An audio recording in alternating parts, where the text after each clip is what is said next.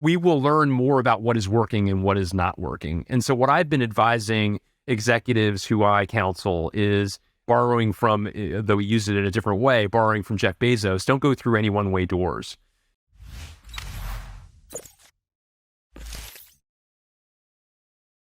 All right, man, we're here. You know the drill. I was excited to see third time getting to talk with you and having you on. What's changed in the past year for you? Yeah, Joel, I mean, gosh, there's so much that's changed for us all, of course, right? The continuing implications of the pandemic, the all that's happening in the global economy, from inflation to supply chain issues. Of course, there's in the past year, the war in Ukraine and the profound downstream impacts of that on the technology landscape, and so many players who had critical resources either in Russia or Ukraine and had to take action accordingly. The navigating through what might be potential macroeconomic headwinds. We'll see what comes to pass. Of course, it's been interesting. I'm sure you're having similar conversations across your ecosystem on and off the record. I'm doing the same, and just sort of taking the temperature of people as to what might come to pass through 2023. But I think what's been as someone like yourself who is prides himself on having a good ecosystem across the tech landscape, I've been really pleased with the resilience across so many organizations, much of it driven by people who run tech and digital for those businesses. And so that's something I think is really, it needs to be underscored, that some of the heroes across so many different organizations and industries have been tech and digital leaders. And so to hear their stories, to counsel many of them, to tell their stories through the formats I have at my disposal as you do yours, it's been really inspiring, frankly. Yeah, let's do a quick shout out for your podcast. How can people find that if they're looking in the store? Oh, thank you. I appreciate it, Joel. It's Technovation. We just a couple months ago celebrated our 14th birthday. Recently had our 740 something episode. So that's a good place to find me on Tuesdays and Thursdays, Technovation. Yes, huge inspiration, because you started before me. And so when I was starting, I was checking out your show, and I love the way you did it. You put money into it. You were professional about it. You had the best guest. So thank you for blazing the trail there. You're nice to say that, Joel. You've certainly carved out such a great path for yourself, and I'm a big fan of your work as well, but you're very kind to say that. Are you having any conversations about ChatGPT on your show? Yeah, I mean, it is coming up so much, frankly. On the show, it's come up a little bit, but in a variety of different conversations with, in January of this year, 2023, I hosted 5 different dinners in this country and in the UK, and every one of them, it was a pretty significant topic of conversation. And interestingly enough, Joel, in a variety of different ways. So, for example, there were certainly a number of people that were talking about the profound implications in terms of the development of content in various forms, whether it's content to educate one's team, whether it's content to provide overviews of products or services, and the like. I hosted a dinner in Philadelphia, and this is 2 weeks ago, if I recall correctly, and the chief information officer of my alma mater, the University of Pennsylvania, was with us.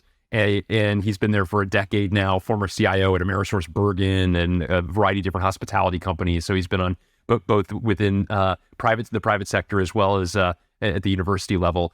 And he talked about the profound implications on universities and the worry that they have, understandably, that a great number of students are going to be turning in the work of artificial intelligence rather than their own. And so it's really it's fascinating to think about. There's been so much that's been written about the progress made with machine learning, with artificial intelligence, and the extent to which data analysis, for example, is done now such that the interaction with humans, that is the interaction of humans with that data, is at a much higher plane than even, let's say, 5 years ago, to say nothing of 10 or 15 or 20. And now to think that from a content perspective, the creation perspective, again, it's at a higher plane that perhaps that people will be interacting with it. And so the broader implications of how best to use it, the things to guard against potentially, again, my university example, and frankly, even what does it mean in terms of how we're going to think about content generation? I think there's some profound questions to be asked, but perhaps like me, you've had a chance to play around with it. It really is very impressive. And Greg Brockman, one of the founders, I interviewed him probably about 6 years ago. one of the OpenAI founders. And I mean, just the work that they're doing is really, really remarkable. So anyway, it's been interesting to sort of track that progress since getting to know him a little bit better. Yeah, that's one company that doesn't need to do any interviews right now. Their media is off the charts. That's right. Exactly. So I'm curious to know, I've got a couple questions for you. What are these dinners? Tell me about them. Yeah, honestly, Joel, it is an opportunity to get back in person with people and break bread and just convene members of the network after it was something we kind of took for granted that we could dine with people that we're not related to. And that was taken away from us for a couple of years. And so in some ways, it's a celebration of an ability to get back together and just simply have conversation while breaking bread. The way I think about it, Joel, and again, you play a part in this as well, needless to say, is there is so much that's going on in the world, so many exogenous factors, those outside of our control, that are going to determine the trajectory of 2023 and beyond. And there's so much that is fundamentally new. One thinks about the future of work, for instance, and where work will be done and how collaboration is best done and the implications of the decisions made by businesses as to those very factors.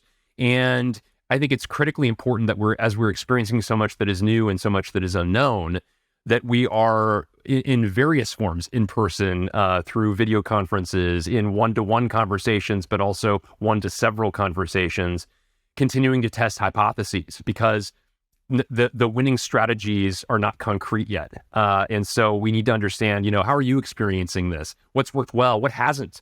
And the extent to which you can share, and translating all that back into our own businesses or the businesses of those we might counsel.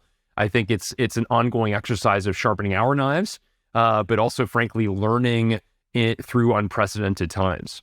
Do you give a talk there at the dinner? Yeah, I'll give some perspectives, kind of bring the world of my conversations to each of those conversations as well. Here are things that I'm hearing. Here are things that, that I learned through a recent either interview or conversation with peers or another gathering of one sort, again, small or large as the case may be, as an invitation, frankly, for further sharing across the group as well. So yeah, it's been a nice mechanism for information exchange, but I certainly believe in the whole motto of giving a little before getting. Oh, 100%.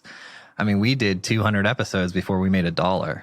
So it took a long time. And if you just keep bringing value to people, then you become useful to them in that regard. And I love the way that your business operates, because correct me if I'm wrong, you have a consultancy and then you do the podcast, and they are connected to some degree. Can you explain that? Yeah. So basically it goes back to, we started the podcast way back in 2008, November of 2008. And basically, and if you take it a notch further back to more general media activities of mine, which began with writing. I wrote a lot as an undergraduate. It was in one of my majors, and it's something I always really enjoyed. And as I got involved in technology, the thought process of taking what I loved into a realm where that's not necessarily, the norm. Not all technologists are great writers, given their background. It's not their passion even, nor should it necessarily be. And so the insight of leveraging media, I should say, better put, as a means to embark on conversation and relationship, as opposed to having kind of an initial commercial conversation, was really valuable. I think all of us wish to do business with people we get to know first, and get to know whether or not build trust with them and that sort of thing. And I'm a big believer that the more conversations you have, and the more, frankly, again, you're delivering value in one form or another, the more at least there is the possibility that there might be an opportunity to collaborate in other ways. And the nice thing about this, this so well, also the volume of those conversations, I'm probably in touch with directly 350 people a year, and indirectly in larger forms, whether it's speaking on stages or virtual stages, many thousands. And making sure that there's kind of a volume to those conversations such that no single one needs to ever be transactional, but rather thinking further about ways in which you can learn from each other. Here's what I'm hearing. What are you hearing? And how are you, again, processing things or learning things? What are things that What are some secret weapons that you have in your arsenal that have been difference makers for you, and so forth? And so at the end of the day, the podcast is just a wonderful way to have a reason to be in regular touch with people who are shaping the technology landscape. And given the dynamism of the space, having that regular cadence to conversation and having a understanding as to what trends are on the rise, which ones may be falling, but moreover, who are doing special things and have a special way of being able to convey those things. That's an important thing to continue to monitor. And so it's been a lot of fun to have a podcast, and therefore give me reason with a very regular cadence to be in touch with a variety of people as a result of that. It's amazing. And for me, I had very few relationships in business prior to starting the podcast. And then I started it because I wanted to meet other people and learn. And then I was curious about certain topics, and those topics changed over time. Eventually, some past guests did become customers of business, but I never looked at it like that was the purpose of it. I always was thinking, well, first of all, we have to find a good person that is knowledgeable on a topic that I care about. If those boxes are checked, it's like, okay, there we go. Now I'm going to go into this conversation and I'm going to learn, as you said, I'm going to stay current. I'm going to try to extract the consolidated wisdom of this person who's been operating, often 10, 20 years in a career. And then I'm going to, bring that out to the world, right? And so the business aspect is just icing on the cake, because we have a full sales team, and most of our 90% of our customers do not come from our podcast. Very interesting. Very interesting. Yeah, I admire your model as well, Joel. Obviously, there are some things we do commonly, and obviously differences reflecting the differences in our businesses. But yeah, I love the way in which you've thought about it as well. Yeah, that's why I was so curious in your dinners, because I've gone around and some people will do like seminar dinners, some people will just do client dinners, and I was curious as to what the format of yours was. Yeah. GPT, I am using that daily. So I got scared of it, right? And then I said, okay, well, I can't just be scared and put my head in the sand. And now I have to understand it. And then now, is it usable in my business today, or is it something like quantum computing, which is farther away, right, for my business? So I started using it last week, and it's cut our prep time in half. So I can show you, if you want, whoever's writing like prompts and questions for your show, I can show you how we feed it information and then ask it to write interesting questions. Ooh, interesting. It's cut our time in half to prep for a show, right? You still have to do work, but across 15 shows, cutting it in half is a dollar savings. It's like $100,000 a year. Oh. And then other than that, I'm using it. So I wrote an email today to all past guests. I don't know if you got this, got it. I did a big, broad email. Yeah. And that was ChatGPT. So I didn't just copy and paste it out of it. I asked it to create 5 variations of it, and then I took a little bit from each one.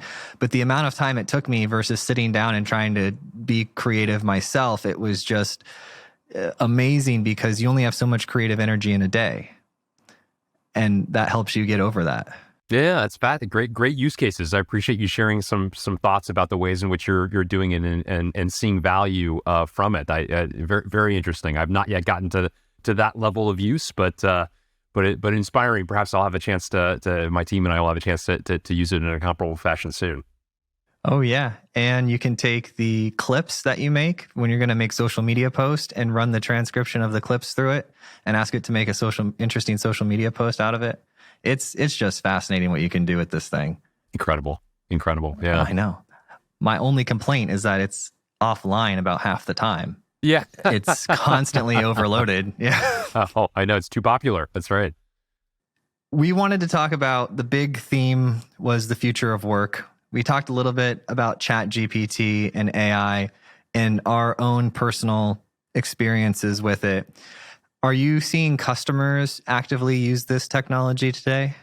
Yeah. I mean, I think by and large, I would say it's more a curiosity. So playing around with it, asking it questions, getting feedback from it, perhaps like as a topic comes up that seems a bit esoteric, plugging that in just to at least get kind of the 101 level knowledge, probably a little bit less than that actually, but, get a baseline knowledge as to what the topic entails and maybe, what some of the primary factors associated with it might be, and so on. I haven't seen a lot of people, at least among the folks that I've spoken with about it in the past few months, talk about, like what you talked about of deriving value or savings, in your case, something contributing to the profit equation from it just yet.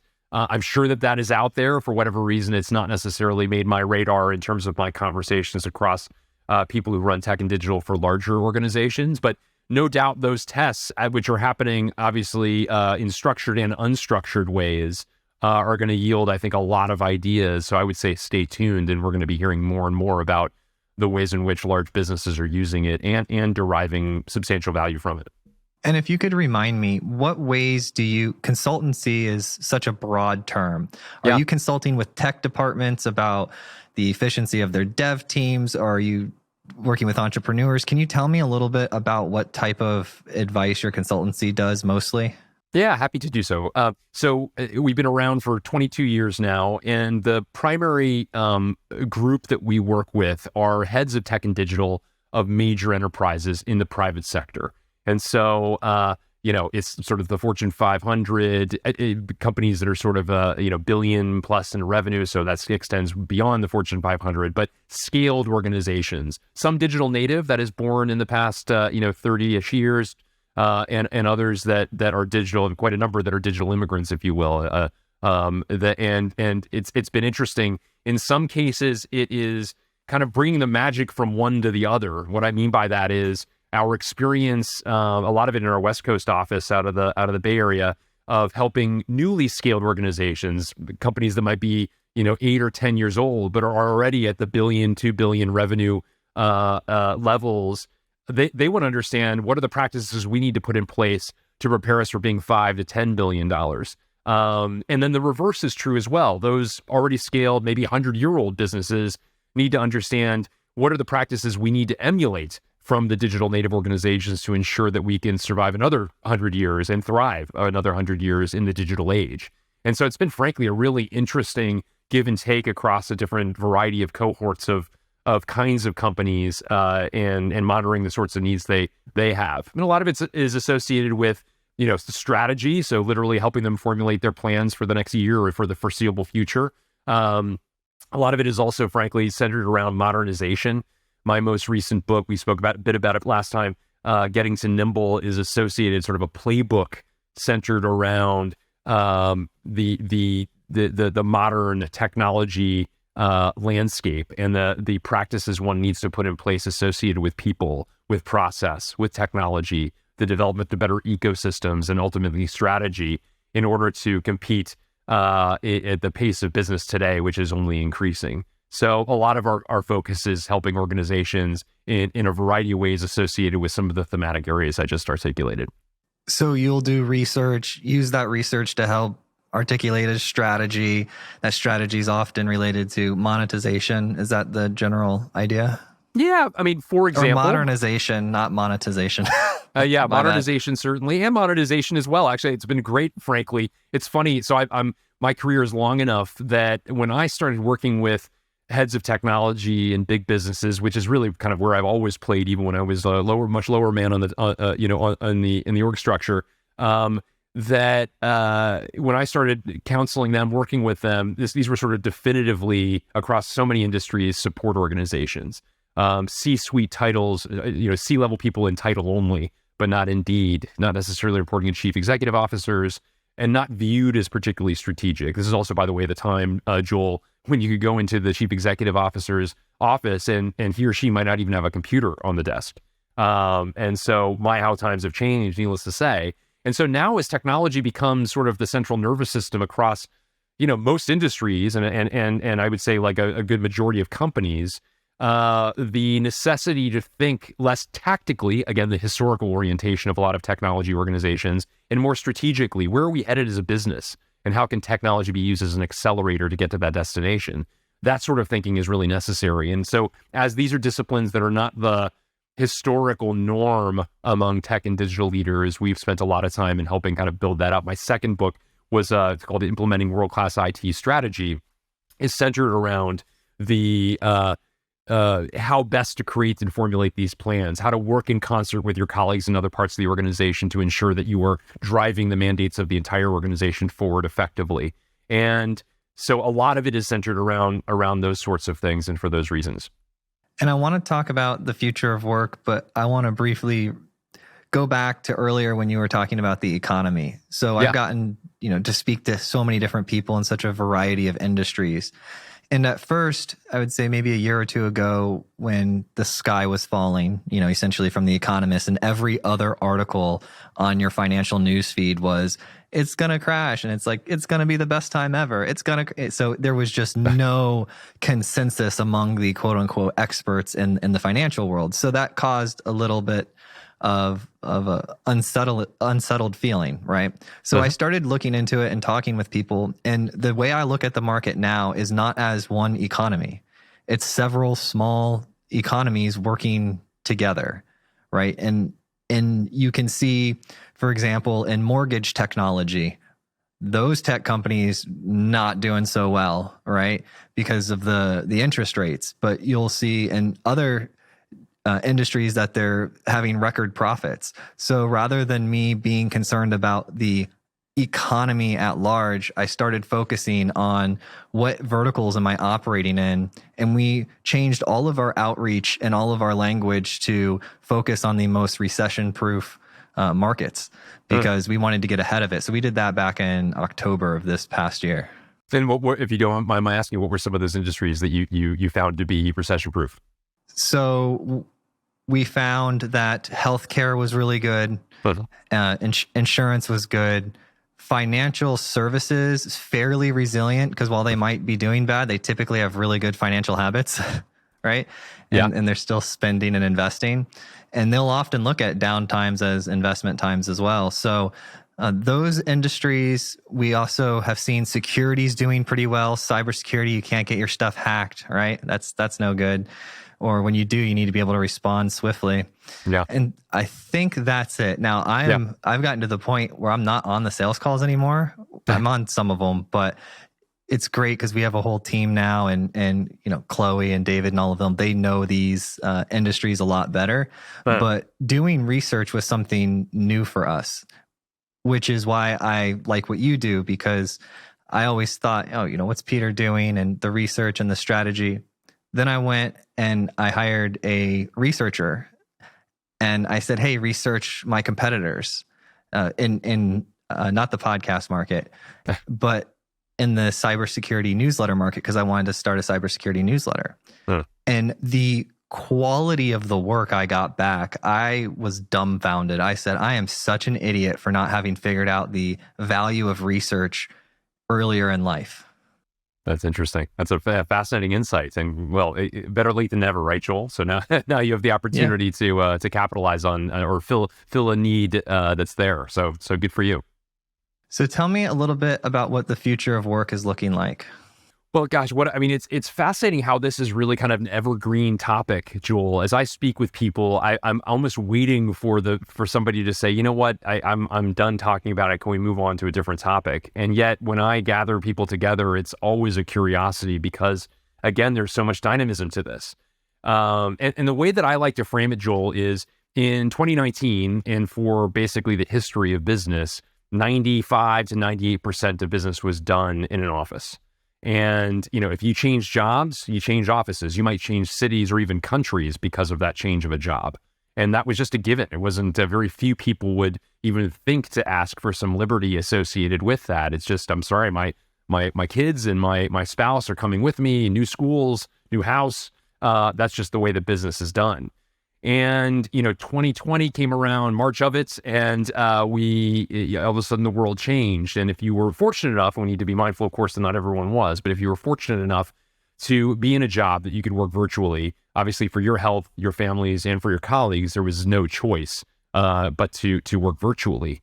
And a couple things that I will say about that transition. Number one, I think we pat ourselves on the back at how well most companies seem to do in moving virtually. And I think part of that is, most businesses at least had folks traveling, and therefore logging in from a a client's office or from a hotel or from an airplane, or, making sure that you are productive no matter where you are. And it was simply sort of amplifying some of the practices that executives or maybe the entire team had in place, at least from time to time, obviously with a lot more resilience and strength to it, given the quantity and regularity, frequency of this. But the other thing that we need to be mindful of is we went virtual and by the way, from a level playing field of all in the office to a level playing field of all virtually, therefore common experience between those folks with people that we once were in offices with, by definition.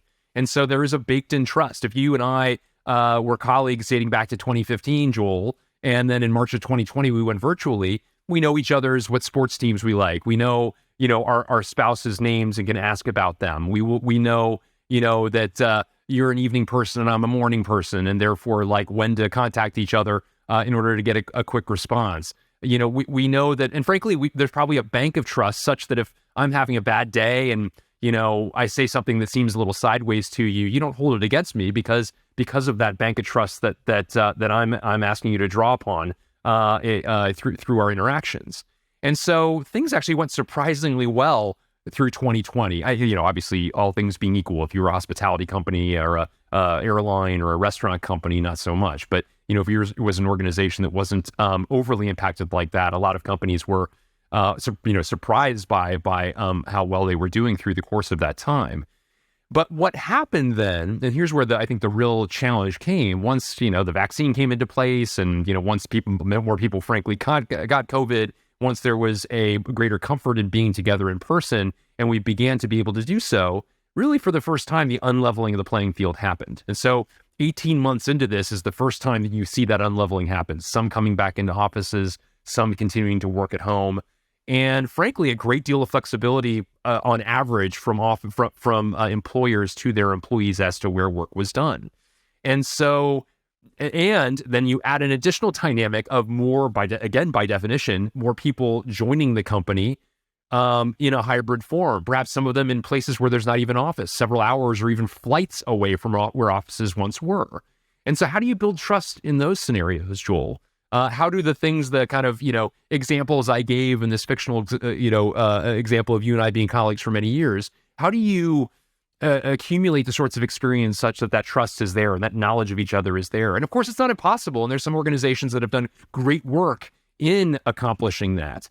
But I think it has to be very intentional. There's so much that frankly is when you're in an office that you take for granted, of just sort of the, you and I have been traveling for a week and we come back and we happen to see each other in the cafeteria at the office and we catch up on our travels and what we're learning and so on. And it wasn't planned. And moreover, in so doing, we're enjoying each other's company. We're reminding ourselves of how much we like each other and so on.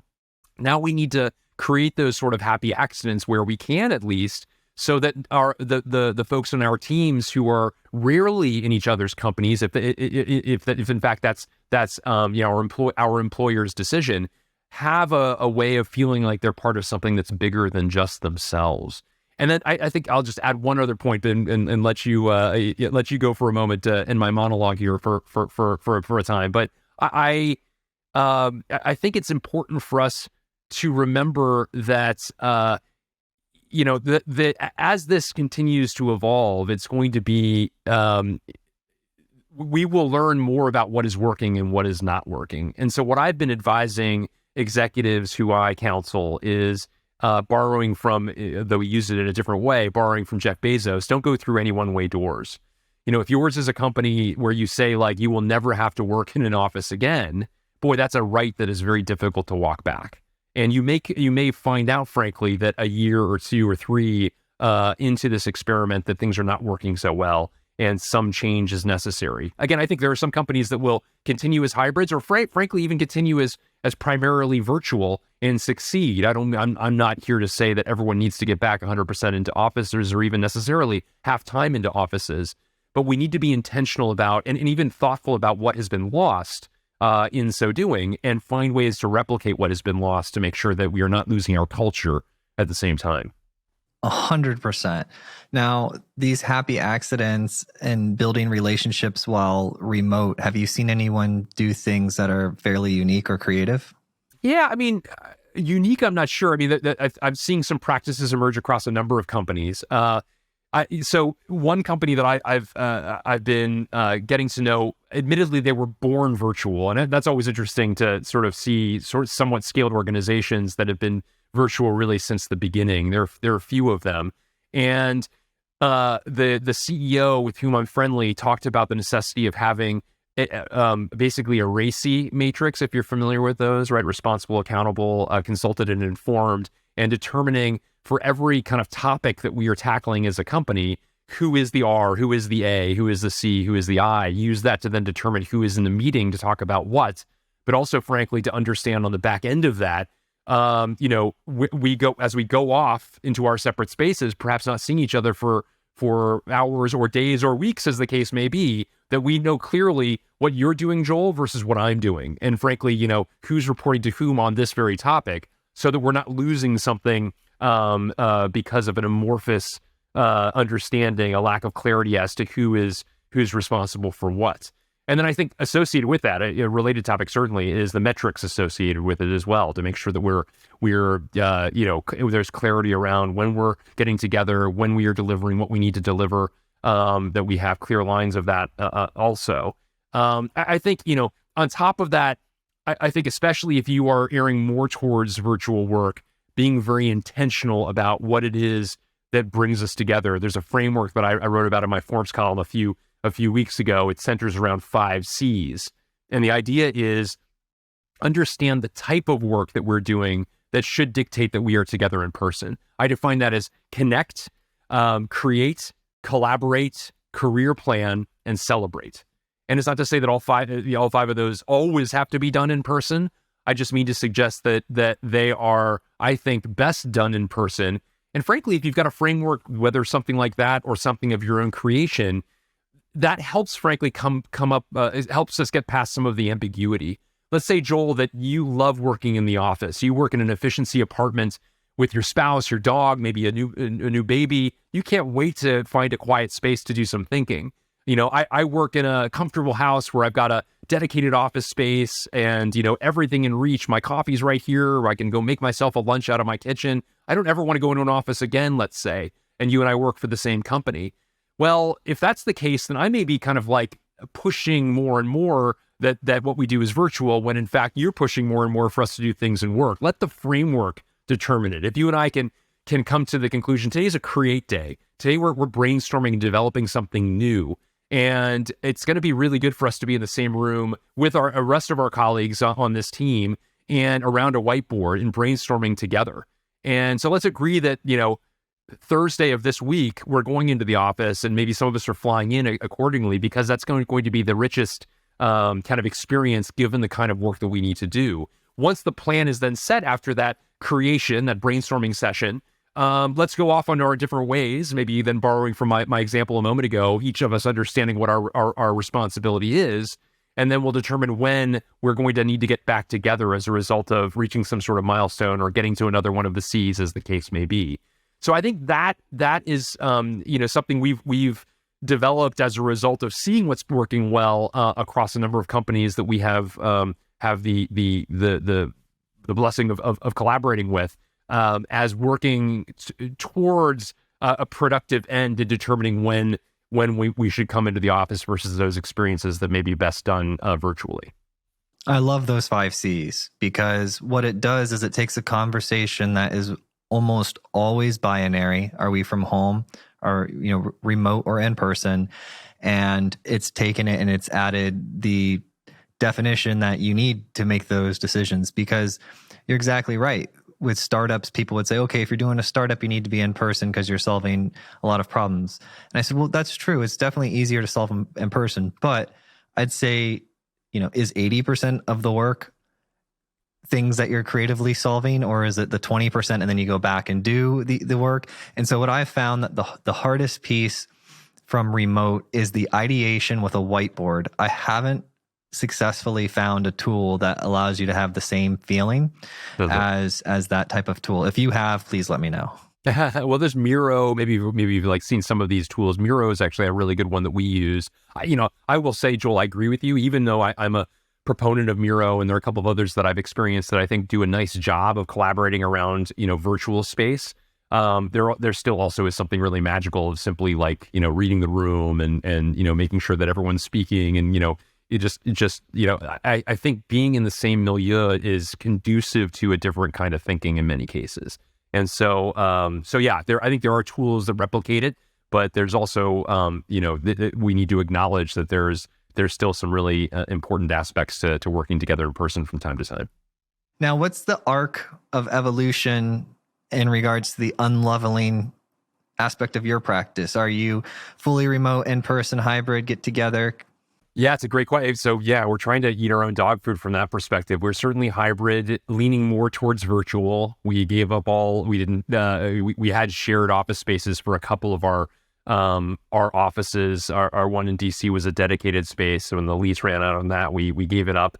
And so now for all of our offices, we have we have shared spaces that we take on when we need it, whether in small groups or the entire office. From time to time. Just last week, for example, for a couple of days, we had everyone associated with our DC practice together, some of whom have gone to live somewhere else and therefore flew in for the meetings. And of course, those who were in the area drove in or trained in, as the case may be. And so it is like what I described. It's being very intentional as to what brings us together, not going too long before doing so. Also, and I didn't mention this yet, I talked about celebration, for example, as one of the C's. But making sure that there's ample time also for having fun in each other's presence, because it really, that's how you really get to know people. As much as we want to make sure that these are productive times where we are doing some of that creative brainstorming and tackling some of the bigger issues that are there, also grabbing dinner together or, getting to know each other personally and what makes each of us tick. That's such an important aspect that, again, is very difficult to replicate virtually, that we're really being intentional about how we do it as well. Yeah, we found that 3 to 4 times a year, we fly everyone to one specific location and have a team dinner on a Thursday night, Friday morning, do a company activity of some sort late Friday morning, right? And then Fridays, and then we wrap up, and that's the day. So it's a nice little 2-day trip. Some people get to stay in that city for the weekend and explore whatever that may be. And so we found for us, we're about 15 people, so that's working well for us right now. But we were in person before the pandemic, 100%. And then when the stay-at-home orders were filed and they were saying like you physically cannot go to places and you should only be driving if you're, a doctor or an employee at, the grocery store. So that's when we stopped. And then I found myself, after a year of paying for this lease of this building that only I went into, I said, this is silly. So we just decided to go fully remote. But I haven't dug my heels in to it. As you were talking about one-way doors, I'm not out there preaching that there's no way we're ever going to be in person. I think there might be a time where we have a sales pod. Maybe when we're like 50 or 100 people, they start to collect in the major cities where talent are. And it's like, well, we probably have a space in that area and let them sort of figure out amongst themselves how that should work. Yeah. Smart to think that way. And of course, Joel, it means kind of continuing to gather data on our teams. What's working well for them? How does that compare with how things were back in 2019? From everything from, of course, job satisfaction to productivity to creativity, the extent to which you can develop some creative ways of monitoring that as well, and being humble enough to recognize that some changes may be necessary depending upon what the data and your team are telling you. It's interesting. Let me offer you a counterpoint, or at least a different perspective, not a full counterpoint. But I recently interviewed the chief information officer of Goldman Sachs, and they, like several financial services organizations, kind of famously said, we are going to be back in offices, and you have like a date by which you need to be back in an office, and it's going to be more or less full time.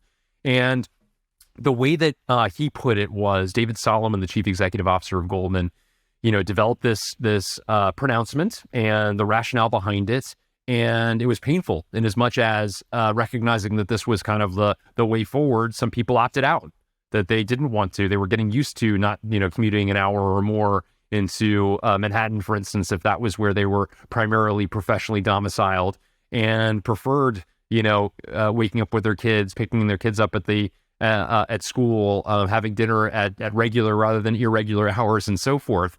And they voted with their feet, and so that was a painful transition. But what was very interesting was the way that he framed it was. It was short-term pain for long-term gain. That from that point forward, because of the clarity of that vision, everyone who joins the company knows exactly where the company stands. And so eyes wide open, this is the experience. If you're looking for hybrid or primarily virtual work, good luck to you. It's not going to be here. Now, I think we should hasten to add, Joel, that Golden has the advantage of an unbelievable brand that, people at business schools, it's like, for decades has been close to the top of the list in terms of most coveted jobs to take. So that's a pretty big advantage that they have relative to it. But it nevertheless, you set that aside for a moment, and there's something at least interesting to contemplate. Again, I don't offer this story saying that is correct, and certainly don't offer it as saying it's correct for everyone.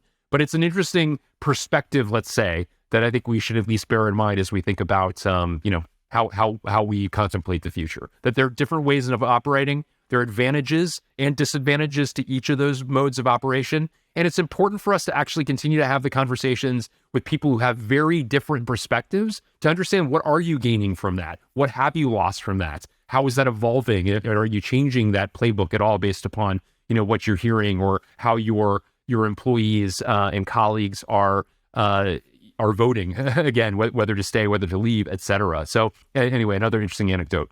Yeah, I love that you brought that up, because it brings up an important point that I see happening from time to time, and that's when people are misaligned with their culture and values are misaligned with the culture and values of the company they're working with. Right? There are some workaholic type startups, and then there are people that don't do anything and just float along at Fortune 500 companies, and then there's the in between. So it's a huge spectrum, right? It's not just any one specific group. But the problem I see is when people are incorrectly associated with one. So they are a workaholic, but they're at a company where it's just, float on. And so I think that's put a premium and allowed people who have more self-awareness to go farther in their career. Yeah. Great points. Great points, Joel. And it is really important that, we also be respectful of the fact that some people are going to choose something different based upon the decisions we make, and, wish them well when they do. Isn't it hard as hosts to not necessarily really take the view, but be able to explore a view that's controversial? It's so hard. Important to do so, though, as you're suggesting. Yeah, you do it well. Okay, on the prep call you had with Josh, I'm watching time. We have a few minutes left, but there was one topic we haven't gotten to, which is about evolving and cannibalizing your own business for the future. Do you have any good stories or examples about that? Yeah, I think this is a critical element. The best work on this is the late Clayton Christensen's Innovator's Dilemma, and the necessity for all of us to be aware that what has worked to date will not necessarily work going into the future, and don't be past performance doesn't guarantee future performance. To paraphrase what one also always sees with the materials that come with different mutual funds and so forth, or investment portfolios. It's critically important that we recognize the evolving landscape of business and how fast change is coming, and the many great businesses that once were that are no longer as a result of not being able to kind of cross that chasm to a new way of operating. And so, there are a litany of once leading companies. The best performing stock of the S&P for the 1980s was Circuit City. I can't remember if we've talked about this story before or not, Joel, but best performing stock in the S&P 500 only went public in 84. So in less than 6 years, returned more than 8,000% to those who participated in the IPO. Super successful in the 1990s. CarMax, among other companies, are born out of it because of that success. In 2001, they're featured in Good to Great, Jim Collins' classic tome. 01, 09, they're liquidated. And, part of the story there is not recognizing some of the dynamics of what were coming to pass in the aughts, the early 2000s, that shaped their outcome for them. And we need to be humbled by stories like that. A Blockbuster, one of the best performing stocks of the 1990s that couldn't pivot based upon where digital business was going, is another prominent example of many that we could state or come up with together. I think, there are a number of companies that have done remarkable jobs of reinventing themselves, and that, digital mediums and digital engagement being at the center of that. One thing is that Domino's Pizza is one of the great examples of, one of the best performing stocks. That in the last decade, 2010 to 2020, Domino's stock performed better than Amazon, Facebook, Google, and Apple. Just an interesting fun fact. Yes. And part of it was, admittedly, in 2010, it was not a great stock, so it was not performing particularly well. You can argue, of course, that the starting point helps, but nevertheless, that point is not, that passes quickly when you see just how well they did. And a lot of it, part of it was also a recognition that their product was not what it once should be, what it should be, rather. The CEO, in fact, had a national ad campaign where he apologized to customers for sucking. We're sorry for sucking.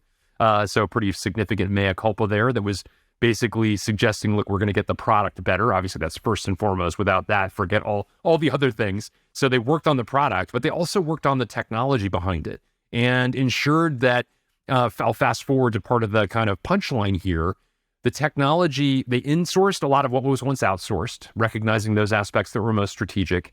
They created basically the ability for customers to interact with the company how they wished, as opposed to dictating it to them. So early adopters of, being able to Slack with Domino's or text with Domino's, the ability to have pizza delivered to somewhere without an address, a beach or a park, and have it find you.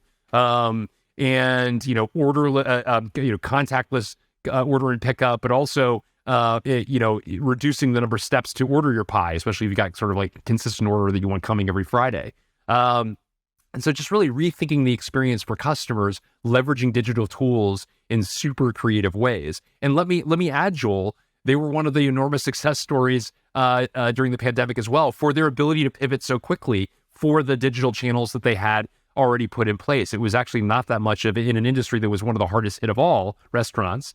It was one of the quickest to pivot towards actually increase sales through the early part of the pandemic, interestingly enough. And so, and then on top of it, developed kind of this sexiness to the brand from a tech perspective, such that this company based in suburban Detroit became sort of a landing place for a lot of really talented tech folks. So anyway, there are a number of examples like that of companies that had gone, done very well, had a humbling, and then recognized something needed to change, with tech and digital being an important ingredient in that change. And so that's one of several that I can offer, but one of my favorites anyway.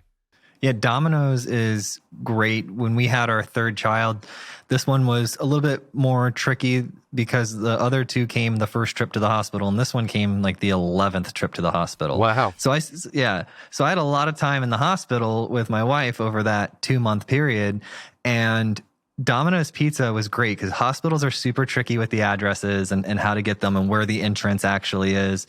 But I was able to get them to deliver pizza right from my phone and watch it come to me. And I was just like, this is exactly what I would expect. So maybe I should go buy some Domino's stock. Well, I own some S&P. So they're in the S&P 500, right? I think so. I believe they are now. Yeah, that's a good question. Yeah. They should be, probably. Yeah. Anything else that we didn't get out there that we want to get out there to the world? Yeah, I would just say, Joel, this is a great time during times of uncertainty to take that hard look at your business and recognize that this is the fastest pace of business in history, and yet the slowest that it will be from this point forward. And so if you agree with that, as I certainly do, then making sure that you are setting up your organization to compete at that pace. And so having that kind of beginner's mind, an inventor's mentality, a willingness to explore trends and technologies, even if they seem far afield, just to test whether or not there are applications of that for your organization, but also just bending your culture towards a recognition that change is coming. Change is not natural for us. We crave, routine. But despite the fact that we crave that, change is coming, and it's those who get set in their routines who are the ones that often have the most adverse actions taken against them, whether that then ultimately perhaps with the business going out of business. And so it's important for us to develop those practices, those nimble practices, in order to ensure that yours is a business that can survive and thrive in such a fast pace. And if anything, of course, the 3 years of the pandemic have taught us that necessity for resilience. Don't let the lessons of this go to waste. I love that.